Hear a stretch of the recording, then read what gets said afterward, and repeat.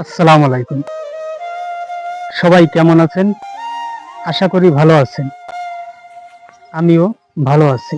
কখনো কি ভেবেছেন মানুষ কত নিষ্ঠুর হতে পারে? এই গল্পটি শুধু একটি মেয়ের নয়, এটি মানবতার অবক্ষয়ের গল্প। জান্নাত হাসিখুশি 15 বছরের একটি মেয়ে।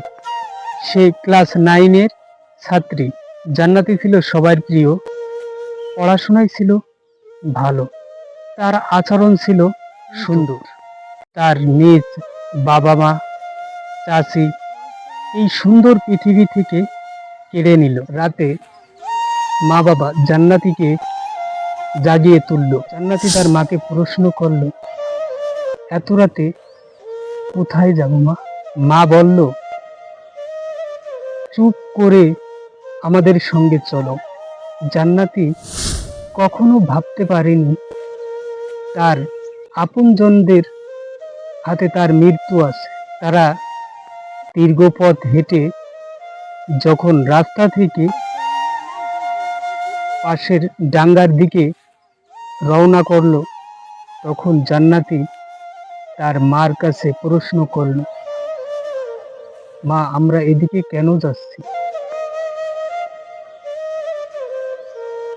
তার মনে একটা শঙ্কা জেগে উঠল।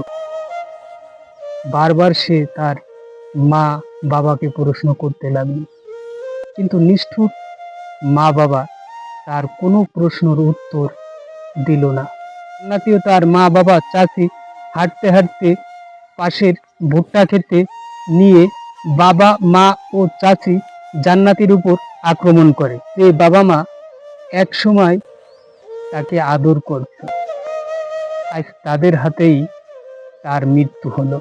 জান্নাতী দৌড়তে চেয়েছিল, বাঁচতে চেয়েছিল, কিন্তু নিষ্ঠুর লোভ তাকে এই পৃথিবী থেকে চিরতরে বিদায় করে দিল। এই ঘটনায় পুলিশ আসে।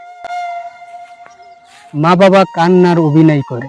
মা বাবা প্রতিবেশীকে ফাঁসানোর জন্য এই নাটক সাজায়, কিন্তু সত্য সবসময় সামনে আসে। পুলিশ তার আপন চাচিকে জিজ্ঞাসা করলে তার চাচি সব ঘটনা স্বীকার করে এবং তার মা বাবাও সব স্বীকার করে।